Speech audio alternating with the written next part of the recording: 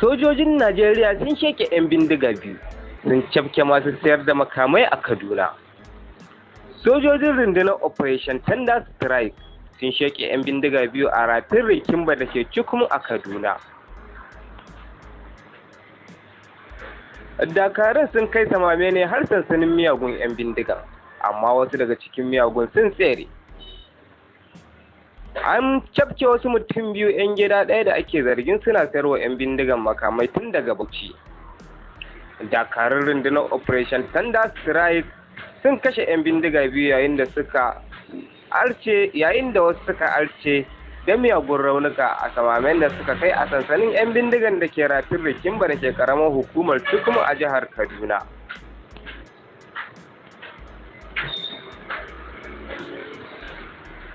An tattaro cewa wani matukin babbar mota da 'yan bindigan suka sace ya samu tserewa a samaniya. Haka zalika 'yan sanda sun damke wasu mutum biyu da ake zargi Abdullahi Sama'ila da Adamu Sama'ila daga karamar hukumar Toro ta jihar Bauchi, dauke da harsasai na sayarwa da suka ɓoye a murfin mota. Jaridar Daily Trust ta ruwaito cewa waɗanda ake zargin sun bayyana cewa su suke sayarwa miyagun da makamai kamar irin su Markus Ɗanladi da Ɗanjuma Daci da Ibrahim Haruna da aka kama a watan Fabrairu. Kwamishinan tsaron cikin gida Samuel Arwan a wata takarda da ya fitar ya ce su ukun an kama su da harsasai carbi 1,565 a ranar 28 ga watan Fabrairu.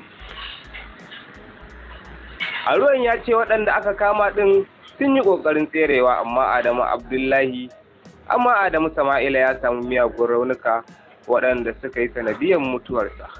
Sai dai Abdullahi Sama'ila ya samu rauni a kafarsa ta dama. Kamar yadda ya ce, wani Suleiman Tukur da ɗansa Shu'aibu Suleiman sun shiga hannun hukuma bayan an gane suna sayarwa da 'yan bindiga makamai. A wani labari na daban, rundunar 'yan sanda a ranar Talata ta damke wata ƙungiyar masu laifi tara da ke sayar da bindigogi kala-kala ga 'yan bindigan daji, masu fashi da makami, masu garkuwa da mutane da sauransu. Daga cikin waɗanda ake zargin kuma aka kama, akwai wani mai suna Anthony Ben wanda aka kama aka gurfanar, sannan aka kai shi gidan yari saboda wannan laifin, amma sai wani gwamnan arewa maso yamma ya yi masa rangwame aka sako shi. A yayin da aka kai waɗanda ake zargin tsohuwar hedikwatar sashi na musamman da ke yaƙi da fashi da makami a Abuja, kakakin rundunar Frank Muba ya koka da yadda makamai da miyagun ƙwayoyi ke yawo a ƙasar nan.